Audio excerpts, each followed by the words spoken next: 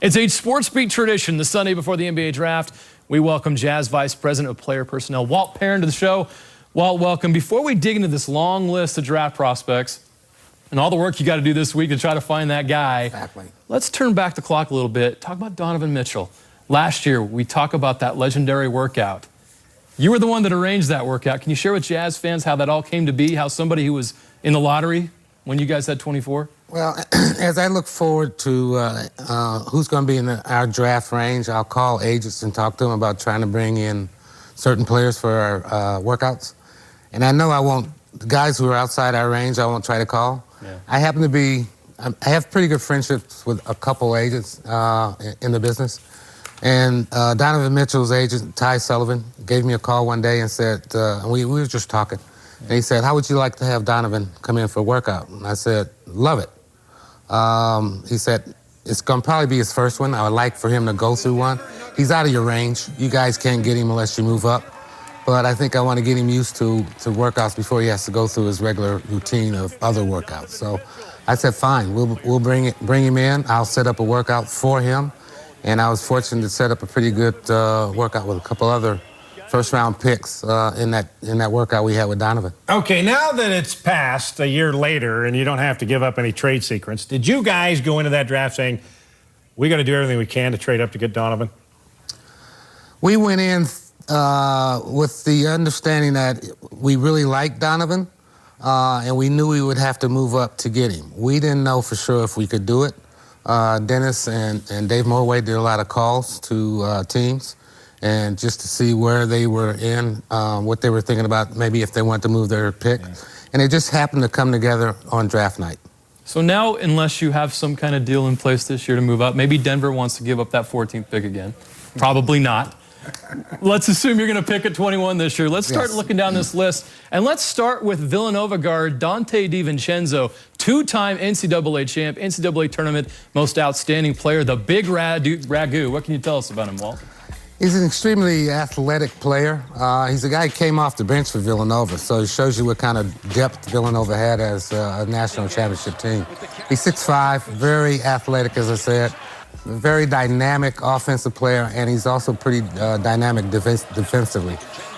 He does a great job of creating shots for himself, good three-point shooter, and he's coming from a team that's well coached. All right, moving on. Now, a lot of these guys are expected to go right before or right around where you're picked, so these guys are viable candidates. Aaron Holliday, point guard out of UCLA. We watched him here in the Pac-12. Averaged 20 points per game last season. His brother Drews and Justin are in the league already, so he knows what it's all about. He's from a pro family, so he understands the pro lifestyle. He understands what it takes to be a pro player. So he's been working out with his brothers in the summer. They've been teaching him things. He's a little shorter than the other two brothers, but he's got extremely long arms. He was the leading scorer, the team leader for the UCLA team this year. Has a great jump shot. Again, with his long arms, he's able to deflect balls, be able to have pretty good defensive statistics. He's a kid that we brought in last year also for a workout, so he's one that we watched for a while, and he's gotten a lot better than when we saw him last year. Let's stay in the Pac-12. Troy Brown out of Oregon, a 6'7" shooting guard, just 19 years old. What do you like about him? And he probably just turned 19. Yeah, well, he's young. So he's one of the youngest players in this year's draft. He's a versatile player. Didn't shoot the ball extremely well at Oregon this year, but he can shoot the ball. We saw him in Hoop Summit shoot extremely well last year before going to Oregon. Versatile player. Can play some point guard at times, can play two and maybe play three when you play small ball. So versatile player, very good defender also. Speaking of versatile, Jerome Robinson, 6'6" guard out of Boston College, 6'6". Walt averaged 20 points per game as a junior at BC. He's one, as we talk about it, he's one of the guys that has a true position. We talk about versatility in the NBA nowadays, but he is a two guard. He has a NBA game. He can shoot the three, he can shoot off the dribble, he can take it to the basket. He's one that's gonna have to, he's a little bit on the thin side, he's gonna have to get a little bit stronger and probably get a little bit, the strength will help him defensively, but he's got really a pro game. Besides the strength, It's kind of like you're talking about Donovan Mitchell a year ago. Well, Donovan had strength. Donovan was a power player, but he was a versatile player also. Keep that in mind. Yeah. 4 days. There you go. All right, staying in the ACC. You can say that about a couple guys, though. No hints here. Kevin Huerter, 6'7" sophomore out of Maryland, averaged 14.8 points per game, 41% three-point shooter. Somebody said he has a promise in this draft. We know it's not the Jazz. Yes, we didn't promise him. Matter of fact, we had him coming in, I think it was on May 28th, and he pulled out just before our workout. Again, he's one that a lot of teams in the NBA are looking for. He's a 6'7". Again, he has a true position. He can shoot the ball. He's got great range on his jump shot. He's got an easy jump shot. Some people say he's similar to, but not as good as, similar to maybe a Klay Thompson, the way he shoots the ball. But he's one that, along with Dante DiVincenzo, who kind of came on in the draft process. I don't think a lot of people thought they would probably been first-round picks until they decide to put their name in the draft and test the market. This guy's intriguing, Elia Kobo. Very intriguing. 20-year-old point guard out of France, 41% three-point shooter, so he can shoot the ball. Yes. Yeah, we brought him in last week and we also brought him in last year for a workout, and he decided to go back. He really has improved his game. He is one that kind of played two guard last year and went back and has learned how to play the point guard position, but he is an excellent shooter. He's got a strong body. Again, like some Europeans, they're going to have to learn a little bit more about the NBA game and how to play NBA defense. And we'll quickly take a look at Kyrie Thomas, a junior shooting guard out of Creighton. Another 41% three-point shooter at the college level. He's got a true position also, but he's small for his position. You listen to him at 6'4", he might be, or he's about 6'3", two guard. Can handle the ball. What he is he's two-time defensive player of the Big East. He's got extremely long hands, long arms, and he does a great job defensively. He's got a ways to go offensively, but he can shoot the ball. We're going to talk more with Walt after the break. We want to find out what your philosophy is going into the draft. You're looking for a shooter, you're looking for right now, you're looking for young talent. All that. Okay, well, we're going to try to pin you down. He answered that question right now. We're going to talk more about the guys that came in for workouts. Going to maybe give us a hint for Thursday night. Probably not, but we'll try. That's coming up.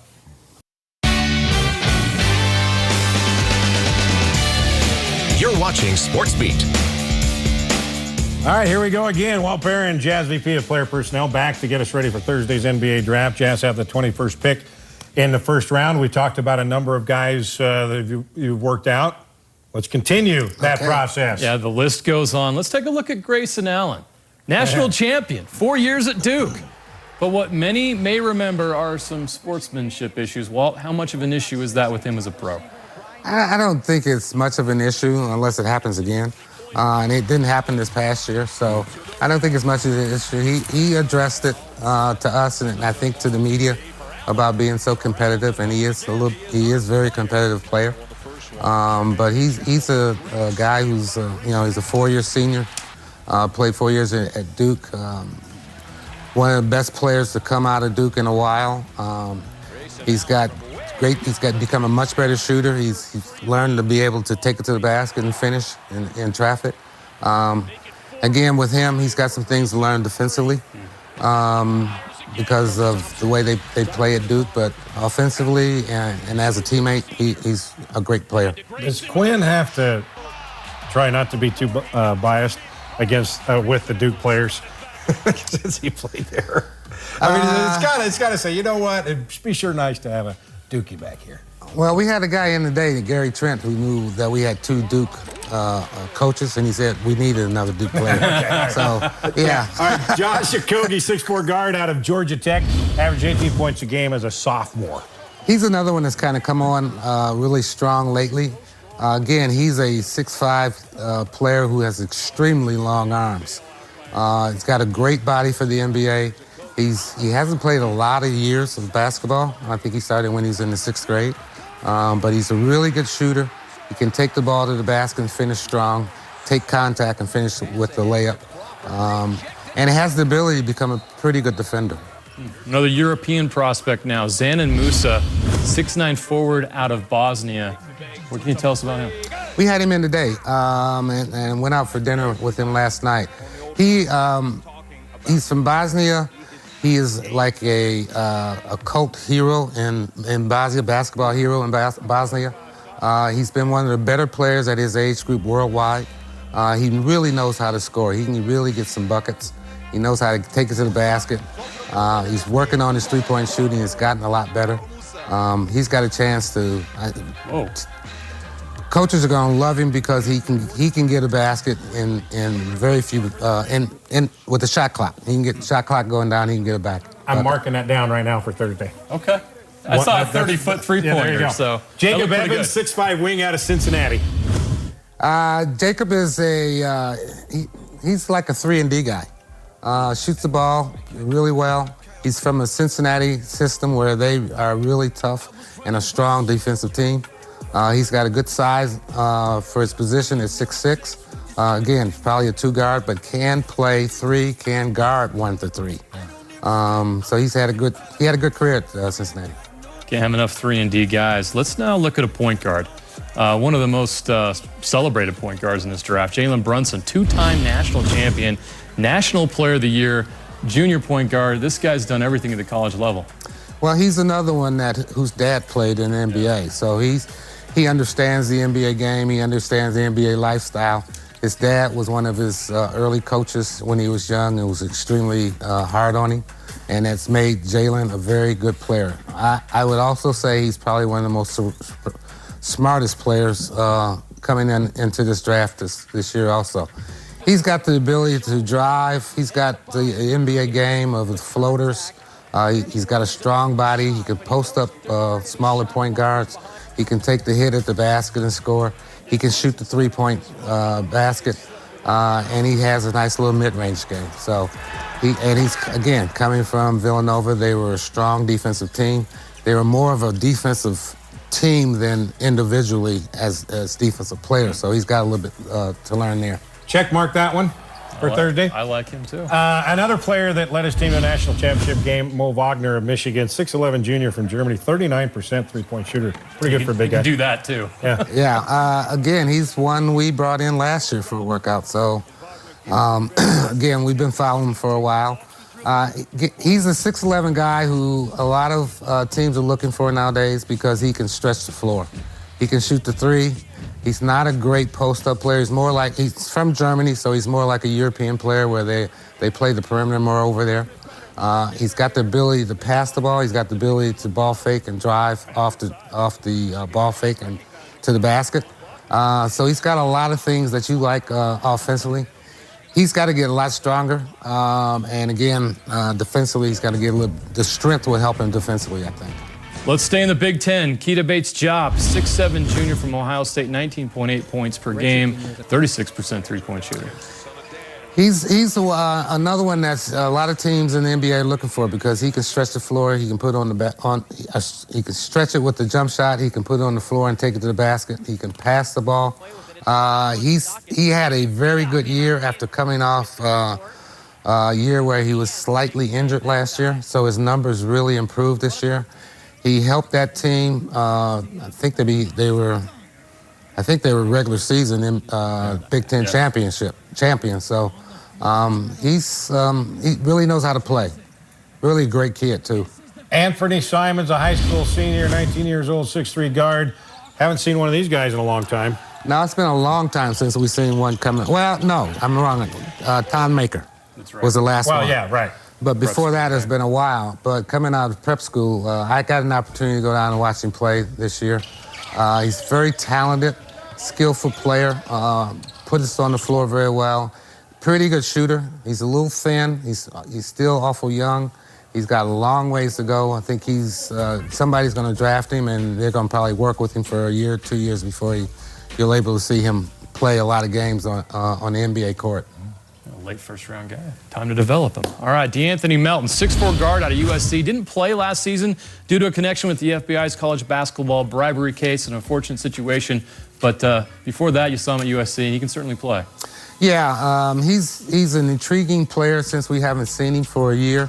We had him in also today for the workout, and he had a good workout. I think he's gotten off. Most guys who sit out a full year have a little rust in their game, and I think he may still have some rust, especially in a 5-on-5 situation. But he's had quite a few workouts, so most of the rust was off. But he's one that he's not a bad shooter. He's going to have to improve his shooting. He's one that's learning how to play the point guard spot. Again, he's one that was at SC that came off the bench and had a very good year his freshman year. Okay, so the draft is Thursday. You brought in a ton of guys for workouts. So, philosophy with this team. Yes. We saw in the playoffs with Rubio going down, you need a point guard. Are you going for a position? I know you're going to say the best player available and all the above, but you got to get a backup point guard, whether it's through the draft or a trade. But are you going to go young, Or talent? sign a free agents. Sign a free agent. Going to go young and work with them, or you need somebody right now? And is it going to, and you also maybe need a shooter? Yeah, I don't know if we can answer that question. I think what we're looking at is who will help the Jazz long term. If we can find a guy that can come in next year and help us, but also has the ability and the upside of improving over 3-4 years, it could be him. Or we could take a guy we think in 2 years with our development staff, he will really be a good player. But in 10 seconds or less, is that a position that you're going to look for? No. Just overall, because there are no positions in the NBA anymore. We're getting away from positions. All right, well. Long list, Walt. You got a lot of homework to do before Thursday. I got a lot. You going to get any sleep? Yeah, it's going to be long hours for the next few nights. We'll let you get to bed right now. Thanks so Thank much you. for coming in. Thanks, bud. Appreciate it. Appreciate Always a it. pleasure. All right. All right.